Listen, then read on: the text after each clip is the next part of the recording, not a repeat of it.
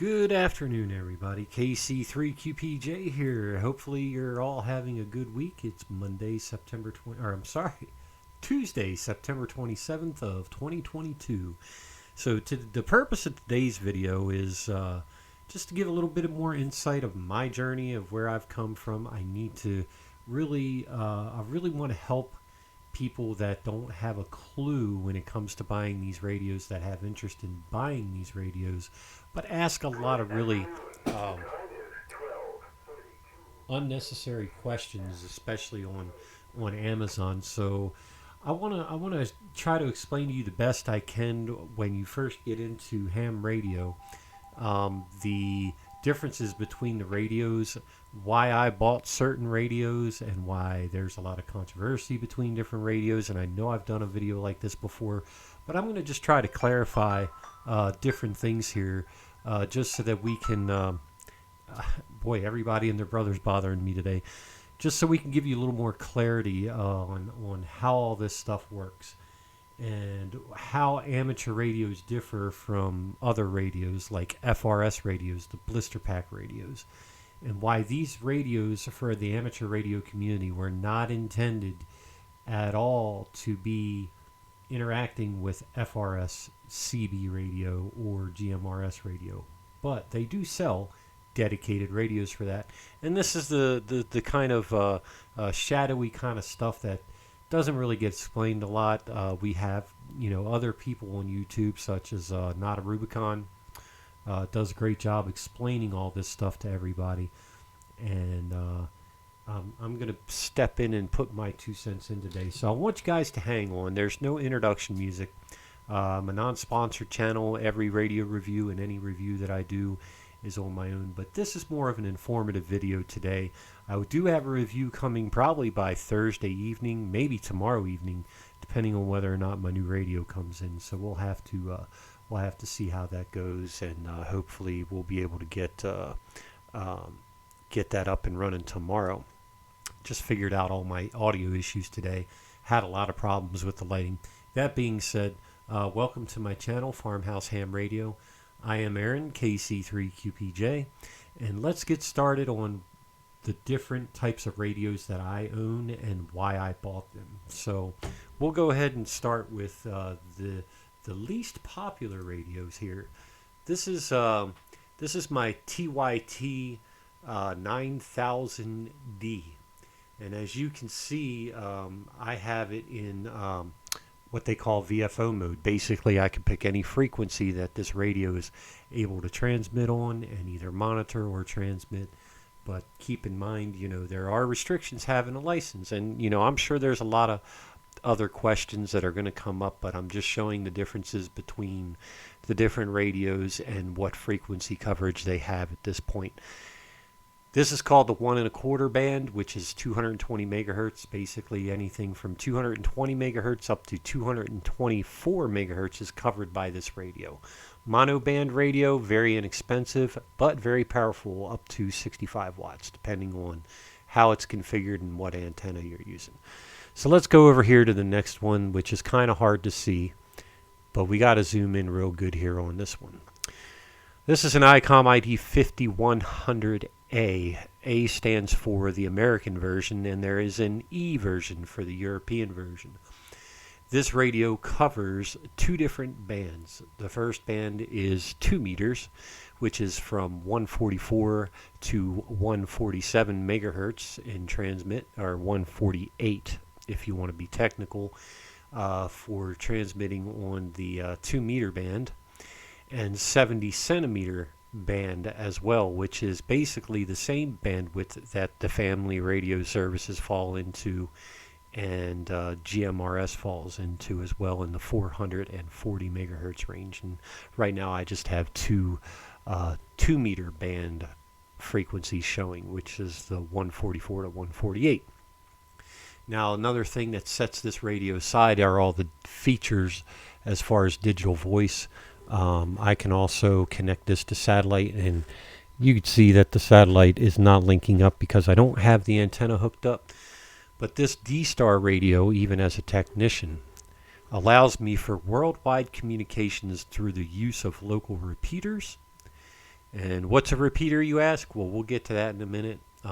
This should be basic, but I'm trying to use this as a guide for you guys so that you're preparing yourselves before you shop on Amazon, before you shop at Ham Radio Outlet, before you shop on Gigaparts or anything ham radio related. A lot of people are going to want to use this as emergency comms, or MCOMs as some people call them for short. So this radio also does, like I said, digital transmission using D-Star, which is ICOM and Kenwood's. Basically, it's their trademark type of radio transmission using FM digital voice. Okay. This is a touchscreen radio also, so anything I want to use on here I can switch to the D-Star mode. Here's the D-Star mode, which then in turn turns it to digital voice. We're not going to get into all the details of that. Okay. All right, now here are my other radios, and all of these except for one are analog radios. Now, why in the world would I want 4 different handy-talkies? Well, 1, I like to review radios. 2, it's always good to keep your options open so that if you ever want different forms of communication, you have just about every form of communication available. Each one of these radios are considered amateur radio transmitters and receivers. Now, that being said, will some of these radios, all of these radios, will any of these radios interact with FRS and GMRS? Yes, they will, but not legally. You cannot use these 3 legally at all to transmit on FRS and GMRS. Now, this one here, the Anytone, this is an Anytone 878. This is an exception to the rule, okay? The reason that's an exception to the rule is because this radio is meant to be a commercial radio. You can bypass different parts of its programming, so it's only locked to be able to transmit in a certain bandwidth or with certain channels, okay? That being said, this radio is not legal to transmit on FRS, the Family Radio Service, at all for any reason. None of these radios are legal. Will they pick it up? Yes. Will these radios transmit on FRS? Yes. But it is illegal. Absolutely illegal, hands down. Now, a lot of people ask, will I get caught? Probably not. You probably won't, but don't break the law. They have radios dedicated for transmitting on FRS and GMRS, which would perform much better than these 3. Okay, this one would probably outperform these 3, but don't break the law. You don't want to break the law. You don't want to take the chances of breaking the law with these radios. Now, that being said, this radio, I bought this radio because it offers 3 different bands in one radio. It offers the 2-meter band, which is the 144 to 148. It offers the 1.25 centimeter band, 1.25 meters, or 1.25 centimeters, which is 220 megahertz band, and it also has 70 centimeter. That's why I bought this radio. It's not powerful, but with the right antenna, it does a great job covering 3 different bands. Now, that being said, these are all repeater capable, and I will explain repeaters for people that don't understand it, but repeaters are what give you most of your range with these radios. And I want to educate you guys before you go on Amazon to not ask the dumb questions. And while it's not dumb to a lot of people, some of the veterans will give you smart responses just because they don't want to see intelligent people get their license, but I don't want to do that. So moving on, this one is made by Baofeng. Here's another Baofeng. This one is only 2 meters, 70 centimeters. Frequency coverage on all of these Baofeng radios is 137 to 174. And on 70 centimeters, it's 420 megahertz to 520 megahertz.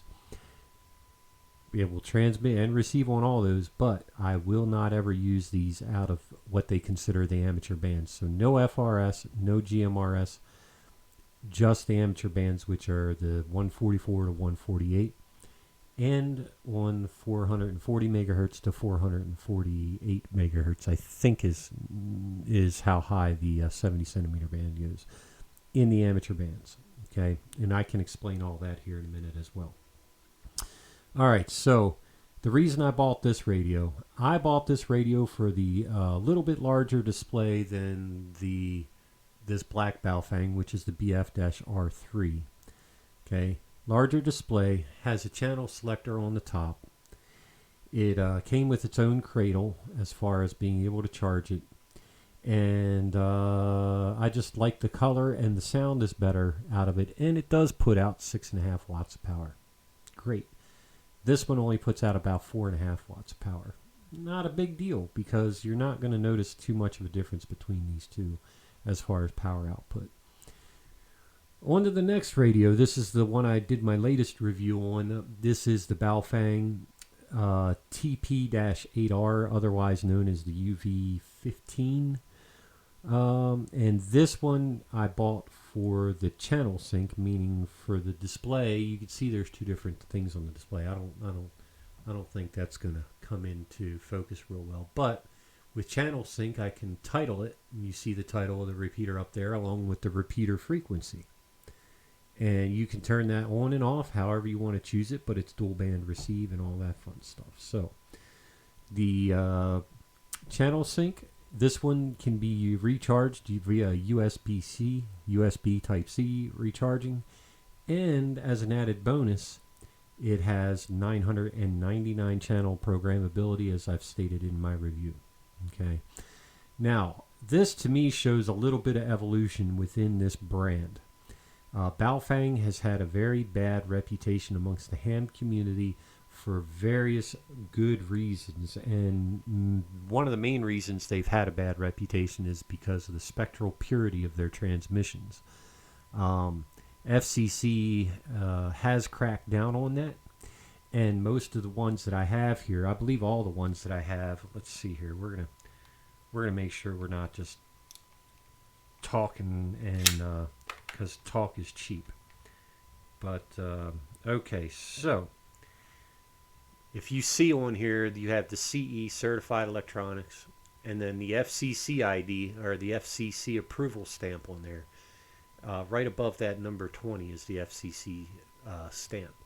That means that this radio was approved for amateur use only in the United States, but that doesn't mean that it's Part 95 or Part 90 or Part 15 compliant. It's just that this radio can be used as an amateur radio in the United States. Let's check out the H7. This is the Baofeng H7. I'm going to detach the battery. We're going to look on the back of the battery here. And if you see, the FCC is right there dead smack in the middle. And it shows the frequency coverage on the radio. Okay. So when you go to Amazon to buy a Baofeng radio, look at the description before you ask questions. Okay, and I'm going to try to answer most of the questions for you before you try to purchase a radio. And I'm hoping that a lot of you that are getting into MCOMs or radio communications will appreciate this video in some regard here. Here's the TP-8R. Let's see if this has FCC approval. And this is my newest one that came in. And look at this. There you go. FCC approval to be used in the United States. And not every Baofeng is going to show what the frequency coverage is. Okay? But this is the TP-8R. Really decent little radio for the money. Okay, and like I said, there was a rhyme and a reason why I bought each one of these radios. Mainly, I bought them to review them for you on YouTube. And this is the Anytone 878, and like I said, this is a commercial grade radio and the most expensive out of the three. Why is this most expensive? Well, let's see here. This radio was $43. This radio was $52. This radio was $38. Doesn't seem like a bad price for these radios, and they perform fairly well. Filtering is bad in this one. Filtering is okay in this one. And filtering has got much better with this one. As far as filtering means is, how much unwanted interference are these going to filter out? This one's really poor at it. This one's better at it. And that one's the best out of these three. Now, the cost on this radio right now on Amazon is roughly around, hovering around on average about $300. I have beat this radio to death, but I have used this radio most out of all the radios that I own. And why is that? Well, this is the BF-R3 has a 2700 milliamp hour battery, 1700 milliamp hour battery, 1700 milliamp hour battery, all stock. This battery is this whole part of the case plus half the back on the back. That is not a stock battery, but that's what makes this platform a little more universal, is the ability to upgrade the battery life. This battery is 3100 milliamp hour batteries. There's all sorts of accessories available for this radio. This is the Anytone 878, and as you can see, I have scratches all over it. I've dropped this thing. I've had it for 2.5 years. I've dropped it, I can't count how many times, and it's taken a beating and just kept on going. However, here's the cool feature about this radio. A lot of people ask, what's the range on these radios? How far can I talk? Or how far will this radio go? My first instinct is when somebody asks how far a radio will go, I want to say, as far as I can throw it. Because I get a little sarcastic, and I just think people need to be a little bit more, how can I say this, a little bit more precise in what they want to know as far as their questions. Don't ask a vague question. You're going to get a vague answer, and you're going to get jerks like me on there that'll give you a really bad answer. Range on this radio, anywhere from 2 miles to worldwide, because it's digitally formatted, and I can use this on a hotspot to talk around the world, or by using local repeaters to get into talk groups that talk around the world. This radio also has the capability to interface with other radios in a more private setting, almost exactly like the old Nextel radios used to work. Far more complicated to program, but far more options. One of the best options that I think that's on the market for new hams that don't want to break the bank. And is it a lot of money for this radio? Absolutely. But a couple of the manufacturers out there, you're really paying for the name, and you're not really paying for the features that radio offers. Now, so I've got these 2 radios up here. I've got these 4 radios down there, and I also have one in my truck that's a mobile radio. That's another Anytone, but it's a mobile radio like my ICOM was, and it offers a lot more power. Average power output on handy talkies is anywhere from half a watt of power up to about 6 watts. Average. Okay. How far will it go? Well, let me tell you. With the use of repeaters, which every one of these radios are repeater capable, it depends, because I have a repeater 17 miles away. I can hit that with no problems whatsoever. Full quieting. Now, even though that's 17 miles away, there might be another radio operator that's 50 miles from that repeater and can get into it crystal clear. And guess what? That's all about line of sight, and how, it's not even about how far or how close you are. It's about line of sight. So I would say on average, if you're doing radio to radio with any of these radios, let's just say, for giggles, that we're just using the stock antennas, we're not using repeaters. Your best case scenario at sea level, or in a park, a local park, or in the mountains, your best case scenario is 5 miles radio to radio. Okay. The only thing that changes that is if you have another radio that gets higher elevation, or you're using a repeater. And repeaters, the coverage is basically, if you're in line with the coverage of that repeater, then you can talk to anybody that's in line with the coverage of that repeater.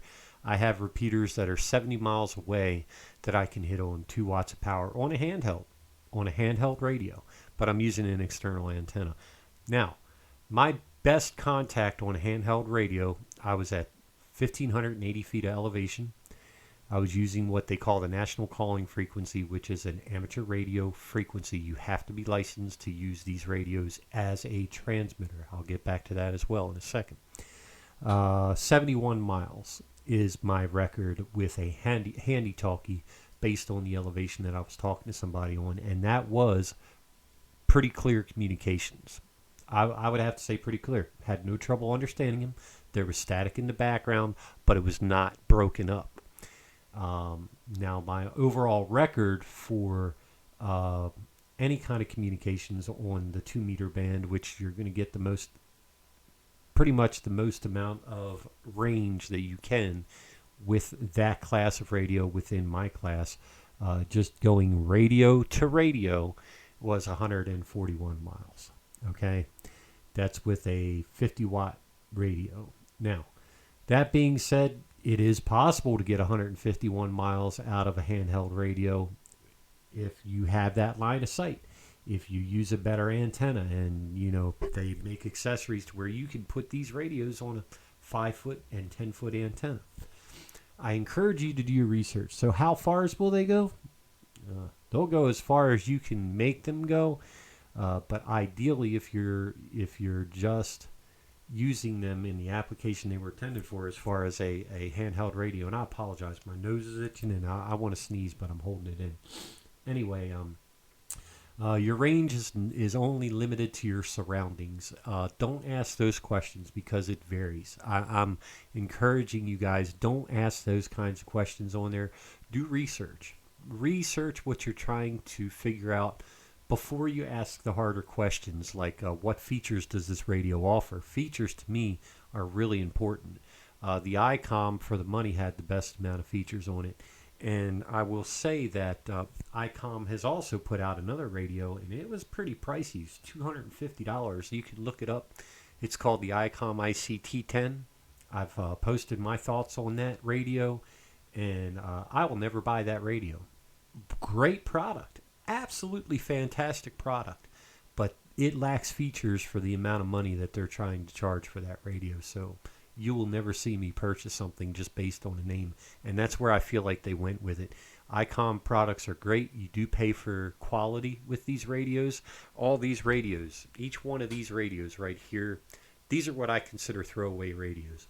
Throwaway meaning if it breaks, no big deal. I only paid $30, $40, easy to replace. This radio, however, is not a throwaway radio.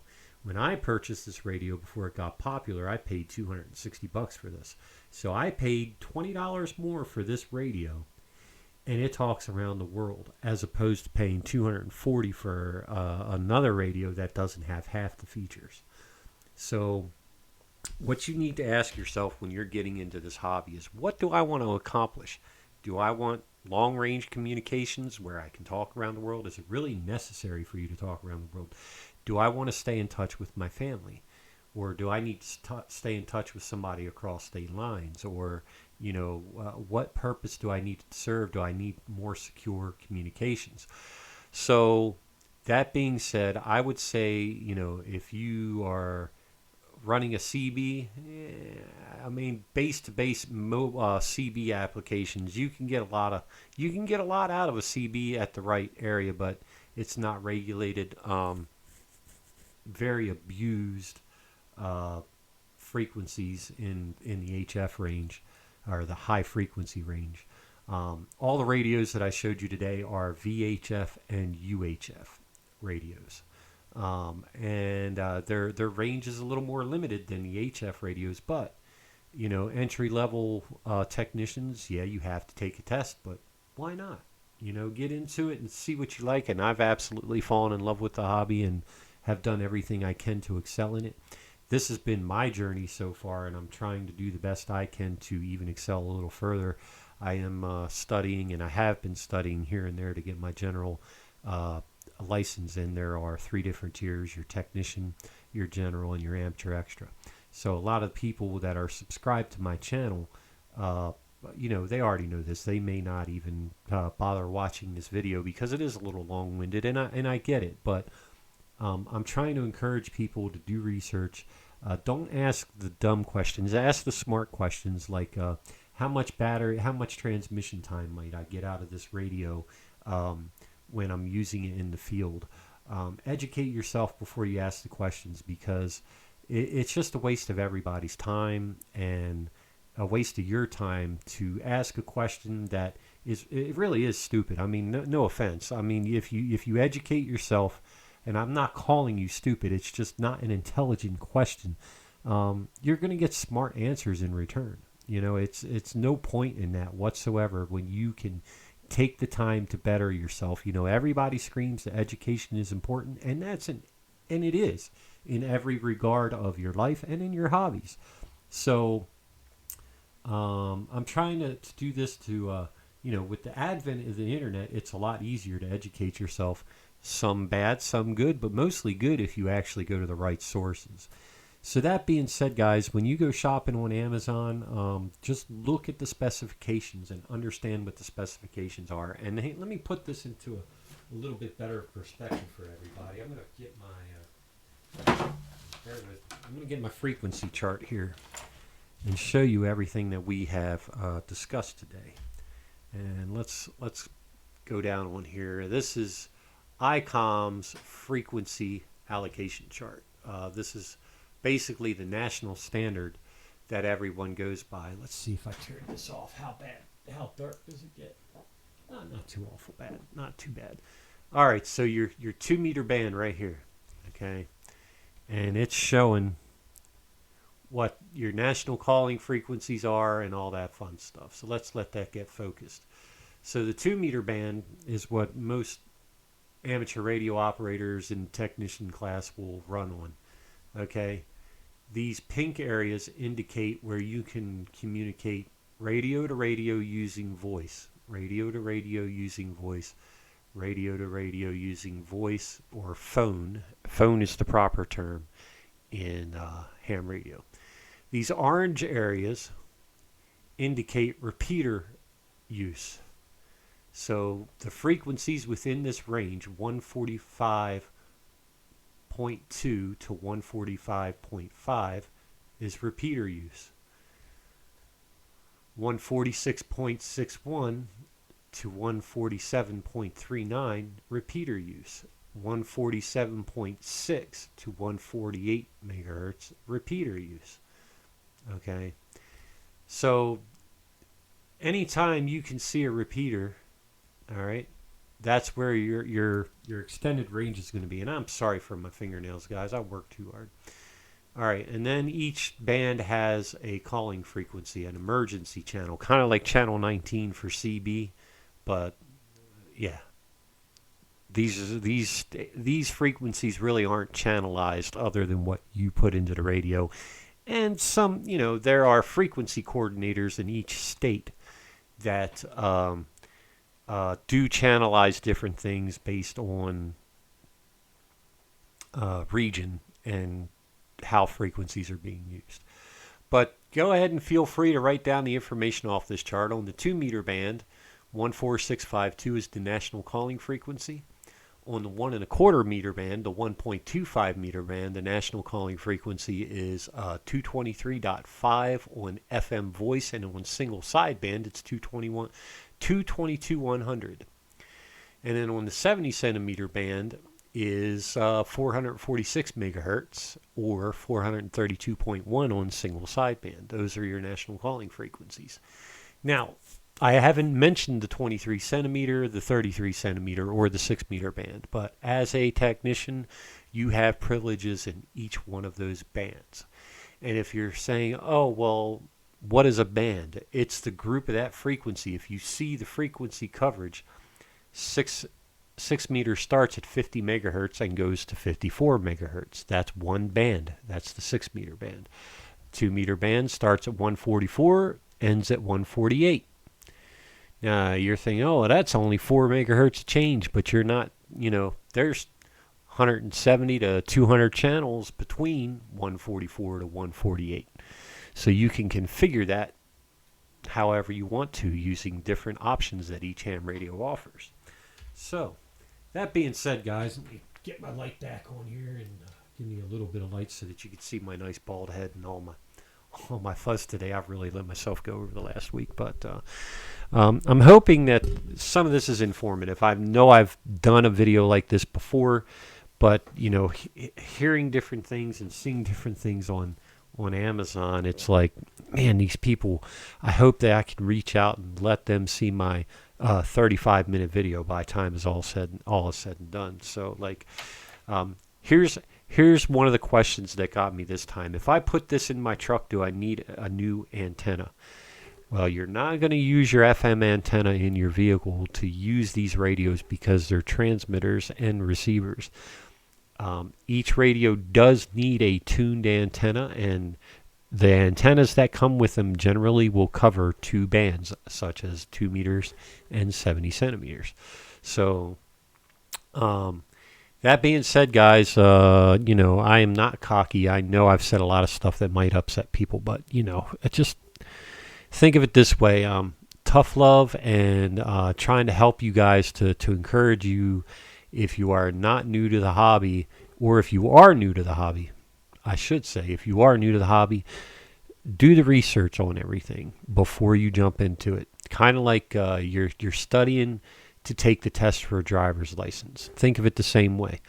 Now, one other thing I want to stress, with these radios, it is not illegal to own these radios without a license at all. All of the radios I have presented to you today are illegal to transmit on the family radio service. All of them are illegal to use on GMRS, which is the general mobile radio service, except for the Anytone, because that can be bypassed, and we can use that on GMRS because it can be locked in with computer programming to where it can't be used for anything else. Now, if ham radio, I got to take a test. If that doesn't appeal to you, buy the GMRS license, and it will operate exactly like amateur radio bands, but you only have use of one band. The other downside is there are not nearly as many GMRS repeaters available to people as there are amateur radio repeaters. So that's the only downside. But ranges are pretty much the same. 2 to 5 miles line of sight radio to radio, and anywhere from 50 to 100 to 120 with use of repeaters. So do the research.